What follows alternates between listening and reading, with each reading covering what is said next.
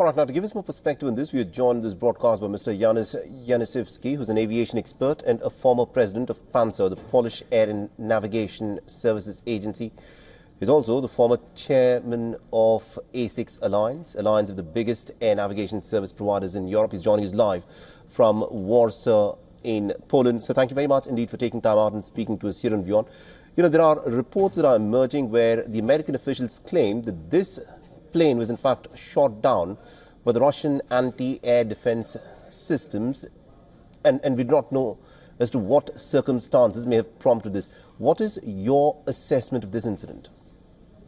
Yeah, it's good evening to everyone. Unfortunately, the worst scenario is becoming to be true, or is becoming to be confirmed that this aircraft, Embraer 190, was unfortunately probably shot down by the anti-air defense system, Russian air defense system Panzer 1, which is fully autonomous system with their own radar system coverage, so surveillance system. And the range of that system is up to even 75 kilometers. Unfortunately, during the war, during the state of war and heavy military activities, unfortunately, there might be some kind of mistake where the air defense systems just mistakenly targets civilian aircraft, unfortunately.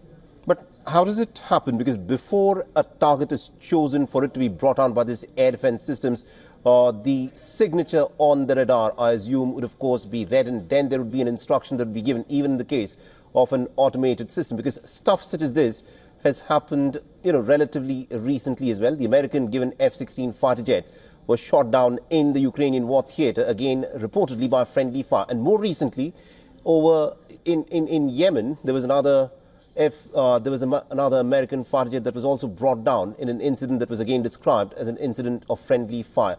How do we make sense of these kind of repeated incidents where friendly fire is being described as the reason for these jets coming down? We have to all remember that during that time, it was reported that over the Grozny and Makhachkala airports, there was a huge activity of the drones.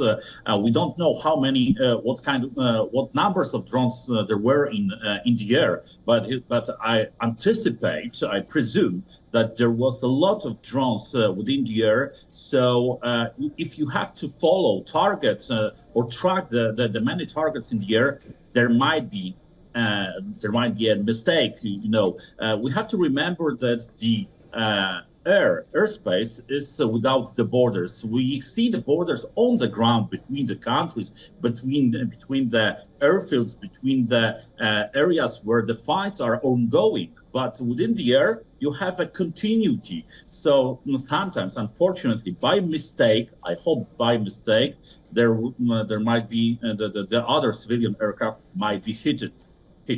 All right. We'll have to leave there. Thank you very much indeed, Mr. Janusz Janicewski, for joining us with those details there. Thank you very much. It was a pleasure. Thank you. For all the latest news, download the WION app and subscribe to our YouTube channel.